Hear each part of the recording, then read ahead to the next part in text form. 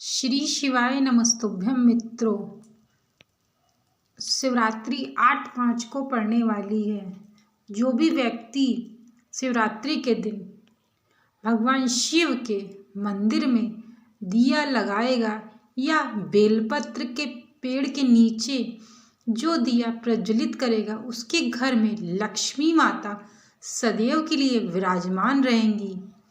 संग जीवन में अगर बहुत तकलीफ़ें हैं, बहुत कष्ट है, आपको पहले भी कहा है और आज फिर कहते हैं। ऐसा गुरुजी प्रदीप मिश्रा जी के द्वारा कहा गया है कि जो भी व्यक्ति शिवरात्रि के दिन भगवान शिव के मंदिर में या बेलपत्र के पेड़ के नीचे, गुरुजी कहते हैं, जो भी व्यक्ति दिया लगाता है, उसके जीवन में जितने भी कष्ट हों, बहुत कष्ट हैं, बहुत तकलीफ़ों से गुजर रहा है, तो वह सब ठीक हो जाते हैं।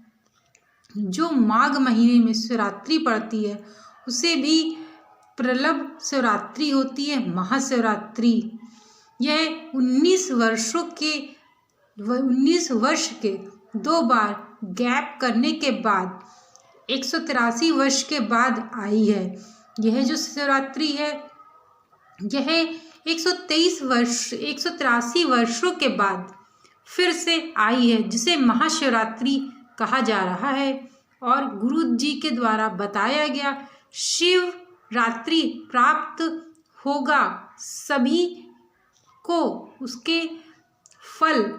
जो व्यक्ति शिवरात्रि के दिन भगवान शिव और बेलपत्र के नीचे दिया लगाएगा और निवेदन भगवान शिव से यह निवेदन करेगा, हे प्रभु, हे पालनहार, मेरी ज़िंदगी थोड़ी सी रह गई है, बहुत तकलीफ़ है बाबा, बहुत कष्ट है, इन परेशानियां बहुत हैं बाबा।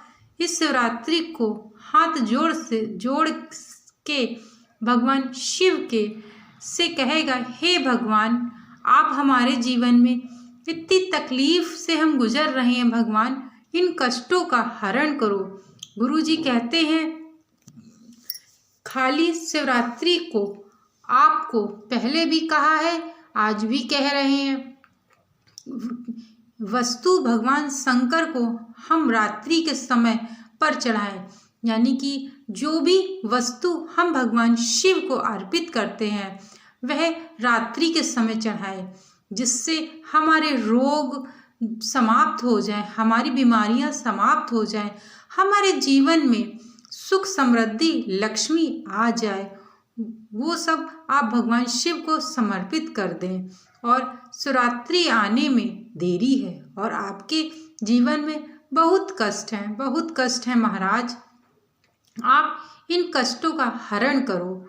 चलिए, आपको गुरु जी के द्वारा बताए गए जो जो चीज़ें चढ़ानी है शिवरात्रि में, उसके बारे में अब आपको बताते हैं महाराज जी। गुरु जी कहते हैं कि 5 कमलगट्टे, 5 बेलपत्र तांबे के लोटे में जल भरकर रख लीजिए और सीधे हाथ पर उस कलश को रखो जिसमें आपने लोटा, जो जल का पात्र है, वो आप अपने सीधे हाथ पर रखो, जिसमें 5 कमलगट्टे और 5 बेलपत्र रख लीजिए।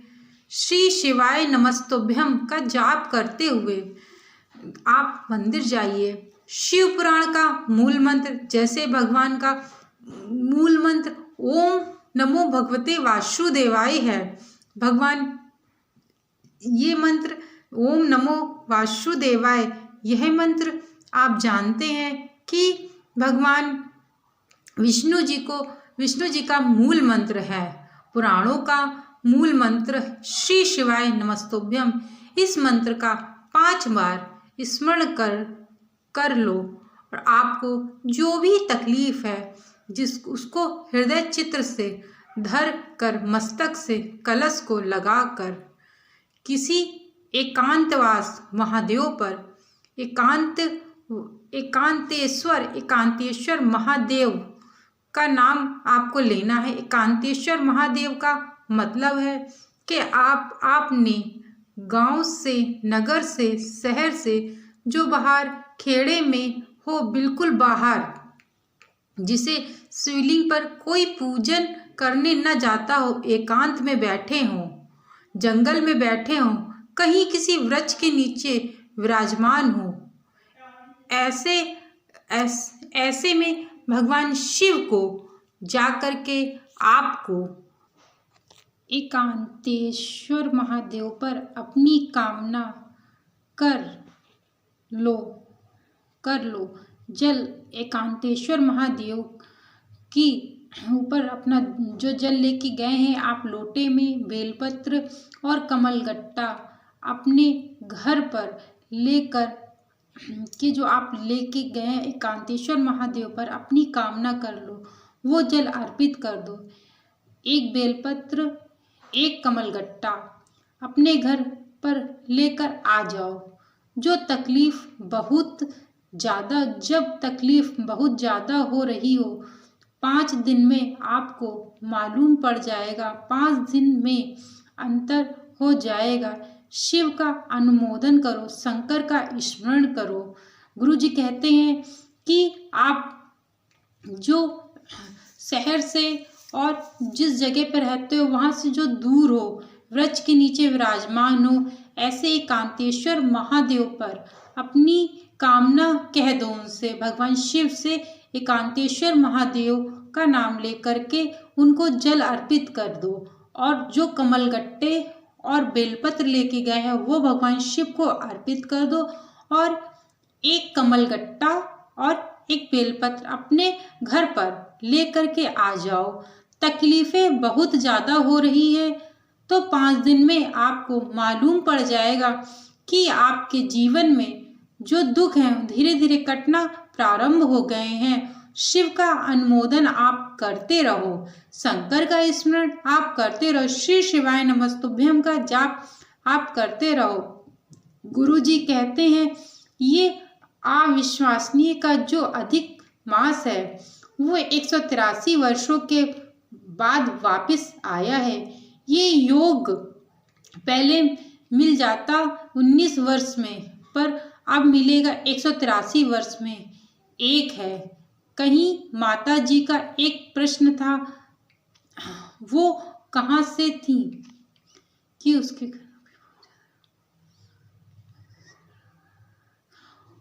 और भगवान शिव का जो बेलपत्र है वह अपने घर में आप दोनों चीज लेकर आइए।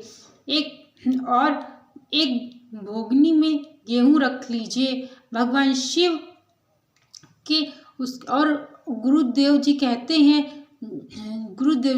कि एक दिन एक भोगनी में गेहूं रख लीजिए, एक पात्र में गेहूं जो बहुत बुजुर्ग हो चुकी है, कीड़े पड़ रहे हैं शरीर में, आपने एकादशी दे दी, गीत जी करवाए दिया, गीता जी का पाठ भी करवा दिया, गोदान भी करवा दिया, मोक्ष करवा दिया, सब कुछ करवा दिया तो भी मुक्ति नहीं मिल रही है। तो एक पात्र में गेहूं रख कर उन माता जी की सीधे हाथ की 3 उंगलियां उस गेहूं में डालकर उनका नाम और गोत्र बोलकर गेहूं को खिला दीजिए। पात्र किसी गरीब, जो पात्र में आपने गेहूं रखा है वह किसी गरीब को दे दीजिए या भिक्षुक को दे दीजिए। महाराज 3 या 4 दिन में मोक्ष प्राप्त हो जाएगा, ऐसा गुरुदेव जी कहते हैं। इतना ही कर लोगे तो भगवान जीवन में जितने कष्ट होंगे सभी दूर होंगे। इतना कष्ट अगर भोग रही हो तो किसी शरीर की तकलीफ से आपको मुक्ति मिलेगी। और माता जी को और भगवान शिव और माँ पार्वती जी का यह मिलन 183 वर्ष बाद आया है। यह जो योग बना हुआ है भगवान शिव और माता पार्वती का, यह 183 वर्ष के बाद मिला हुआ है। आप लोगों से यह निवेदन है कि ऐसे ही आप लोगों के हाथ से जाने ना पाए। इसमें भगवान शिव और माता पार्वती की आराधना आप लोग अवश्य से अवश्य करिएगा। जिस तरीके से गुरु जी ने सभी उपाय बताए हुए हैं आप लोगों को, वह उपाय अवश्य करना चाहिए। और श्री शिवाय नमस्तुभ्यम जरूर बोलिएगा, कमेंट में जरूर लिख के श्री शिवाय नमस्तुम करिएगा। और भगवान की दया आप सब पर बनी रहे। भगवान करे आपके जीवन में इस शिवरात्रि के बाद जितने भी कष्ट हैं धीरे धीरे दूर हो जाएं और आपके जीवन में उन्नति की सीढ़ियां आप चढ़ना प्रारंभ कर दे। भगवान की कृपा से आपके जीवन में जो भी कष्ट फैले पड़े हुए हैं शीघ्र से शीघ्र समाप्त हो जाए। और इस शिवरात्रि में आप दीपदान वाला जो उपाय है वह आप अवश्य करिएगा। भगवान शिव के मंदिर या बेलपत्र के नीचे आप दीपदान अवश्य करिएगा। इसको करने से माता लक्ष्मी आपके घर में सदैव के लिए विराजमान हो जाएंगी और भगवान शिव का आपको आशीर्वाद मिलेगा, माँ पार्वती का आपको आशीर्वाद मिलेगा। यदि मेरे द्वारा यह जानकारी आप लोगों को अच्छी लगी हो तो चैनल को लाइक, शेयर एंड सब्सक्राइब करना मत भूलिएगा। और thank you so much video को वॉच करने के लिए। कमेंट में श्री शिवाय नमस्तुभ्यम जरूर से जरूर लिखिएगा और आप लोगों को महाशिवरात्रि की हार्दिक से हार्दिक शुभकामनाएं।